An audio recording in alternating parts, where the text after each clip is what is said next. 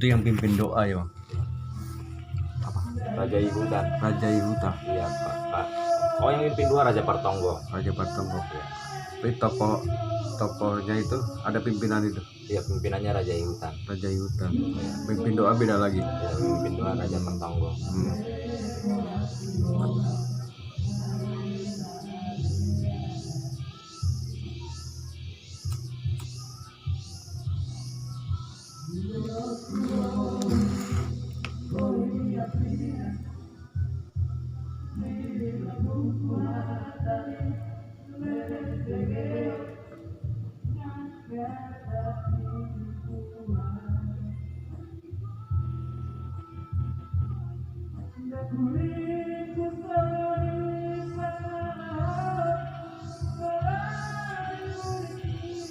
Jadi penamaan Parbaringin dan Parmalim itu sebenarnya sama ya?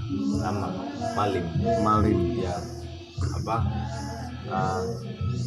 Perilakunya yang dimaksud adalah perilaku malim. Nah, kemudian pemaknaan yang sekarang konteks hari ini, Parmalim dan Parbaringin menjadi komunitas yang berbeda. Oh. Ya. Parmalim itu yaitu mereka yang memakai tali-tali putih. Ya, putih. Parbaringin hitam. Ya. Dianggapnya ya. Padahal kronologi sejarahnya Sama. Satu. Nilai-nilai yang dia anut itu sama satu. Ritualnya pun sama. Nah, kalau Parmalim itu mereka sudah mempunyai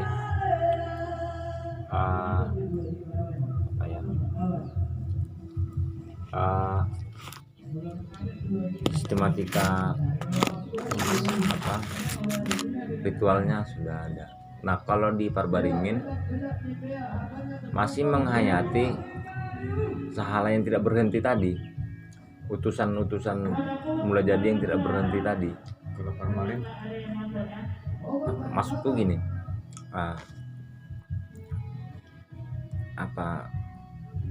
sorop tres masuk trans masih menghayati itu trans. Jadi aku Parbaringin jadi aku masih Parbaringin ini masih menghayati itu, melakukan juga. Kalau Parmalim sudah tidak lagi. Ya, mereka itu perbedaan yang mencolok ya. Prinsip-prinsip ketuhanan sama prinsip penciptaan sama. Ya, embanan tanggung jawab manusia. Praktika ritual beribadahnya sama. Nah, ada beberapa perbedaan. Contohnya ya itu yang tadi masih Parbaringin itu masih menghayati yang namanya trans. Ya.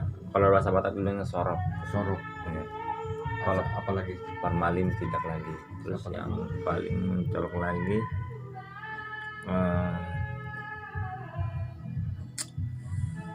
kayaknya hanya itu. Sorop itu apa? Ada apa namanya? Dia macam apa gitu? Jadi saat dia memanjatkan dua-duanya, terus mencoba untuk menyatukan dirinya dengan sahala-sahala. Mungkin ini juga yang salah satu dasar pemikiran orang mengatakan kami ini dinamisme animisme. Yang salah? Ya, salah satunya kami misalnya memanggil sahala. Terus kemudian dia datang terus bisa berbicara apa yang dibicarakan, apa yang dikatakan orang yang sorop itu? Ya, biasanya sesuai dengan apa yang sedang digumuli, apa yang sedang terjadi, apa yang sedang digumuli dan mencoba menyerap kebijaksanaan yang pernah ada dari terdahulu yang dikatakan ke sekarang sesuai konteks. Ada solusi juga. Biasanya mengharapkan solusi. Siapa yang bisa tafsirkan itu, menerjemahkan ke bahasa umumnya? Raja Ihutan itu. Ya, sama Raja Partongo. Kita bisa jalan-jalan nanti ke tempat beliau Oh, di Korsea. kapan itu ritual itu seperti itu yang sorop itu? Eh, biasanya di Spahasada. Di Spahasada kan tadi Bapak di Spahalima biasanya. Kapan itu? Itu kan tidak menetap dia hari tanggalnya. Ya. Itu bergeser dia terus. Tapi rutin. Rutin. Untuk yang dekat ini kapan? Spahalima udah lewat. Ya mungkin ke bulan 3. Bentar lagi ya. Nanti aku hadir. Dan biasanya di tanggal 15 itu juga terjadi nanti seperti itu. Seperti itu. Iya, Acara apa namanya? kodang. Gondang. Jadi ada acara soropnya juga. Iya, biasanya. Itu yang terucapnya itu bahasa Batak, Tulen. tulen, Ya yang halus. yang halusnya. Tidak semua orang paham ya. Iya.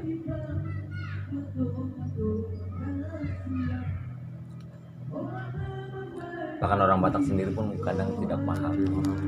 Yang terjemahkan si Raja Hutan itu. Raja Hutan. Sering disebut dengan panuturi. Panuturi itu ya panuturi, lebih tepatnya apa bahasa Indonesia panuturi ini ya? Panuturi, pembimbing spiritualitas. Yang orang bapak tadi itu yang apa? Yang menerjemahkan itu. Iya, panuturi. Terus orang yang dirasuki pun khusus. Ya khusus ya. Ada juga tata cara sebelum dia diperlakukan itu juga ada kan? Apa salah satunya? Seperti cerita aku tadi, ada nilai-nilai yang kita kutip dari cerita itu.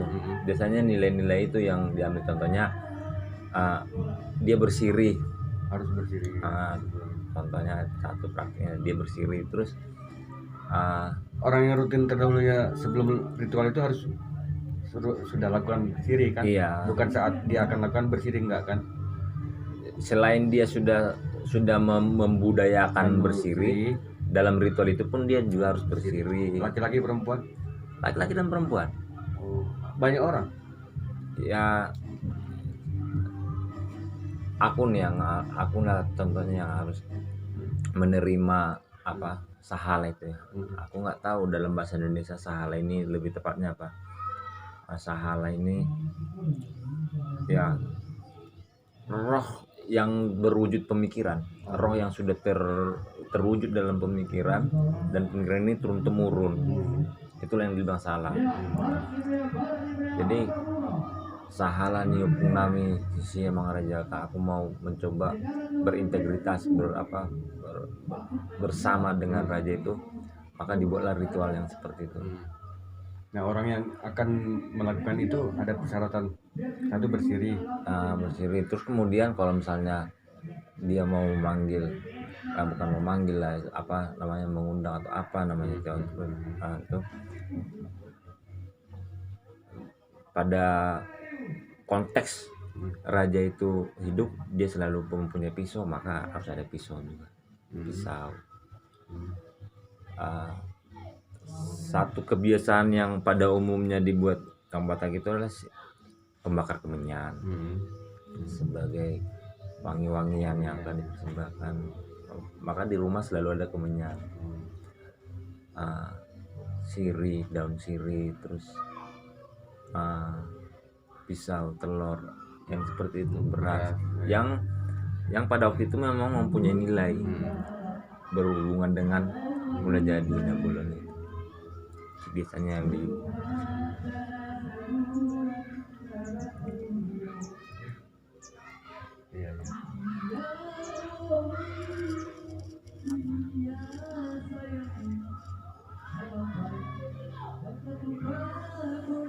Tentang martapa bang, cerita di sini seperti apa? martapa. Ya martapa itu lah martonggo. Ya. Jadi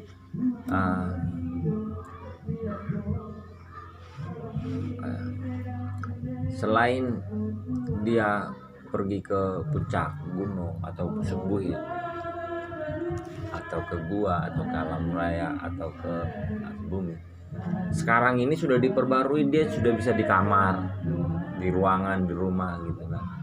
Hanya dia harus menunjukkan dirinya itu kepada mulai dari Nabolon, Debatana Tulu, Parhalado dan Sahala nih katanya. Martapa itu salah satu ritual Parbaringin. Ya Martonggo namanya. Salah satu ritual. Ya. Tidak dilakukan oleh boleh dilakukan oleh semua orang. Ya, pada dasarnya kan semua orang bisa bertapa.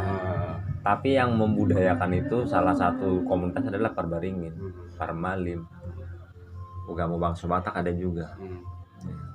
Ada beda lagi Ugamo Bangsa Batak. Ada lagi. Jadi setelah Jokowi memberi peluang dengan resminya di catatan sipil, muncullah di ajaran Batak itu beberapa komunitas, Parmalim, Golongan Seraja Batak, Parbaringin, Sijakonuras sama Ugamo Bangsa Batak sekarang. Beda itu. Yang beda ritual, beda. Ajarannya sama, metode aplikasinya yang berbeda. Oh, metode aplikasinya yang berbeda. Misalnya dalam berdoa.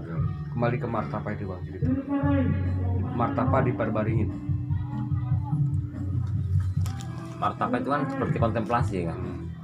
Nah, jadi Parbaringin sendiri dalam melakukan ritual per Sabtunya itu bagian dari Martonggo. Tapi kalau dispesifikkan dalam kesendirian, dia punya istilah apa? Biluk.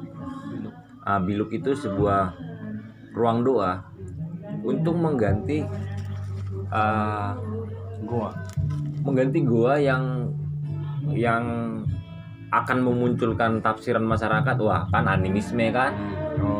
Dia pergi ke gunung kan, animisme kan. Dia pergi ke goa, dia pergi ke tengah danau. Makanya dilakukanlah di rumah untuk mengatasi yang anggapan-anggapan yang liar itu.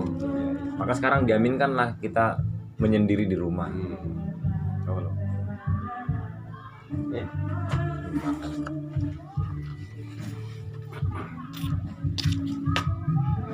Terima kasih.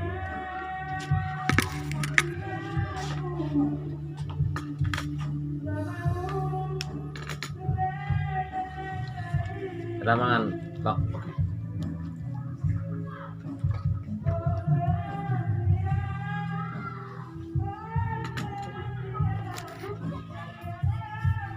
Jolo mangan.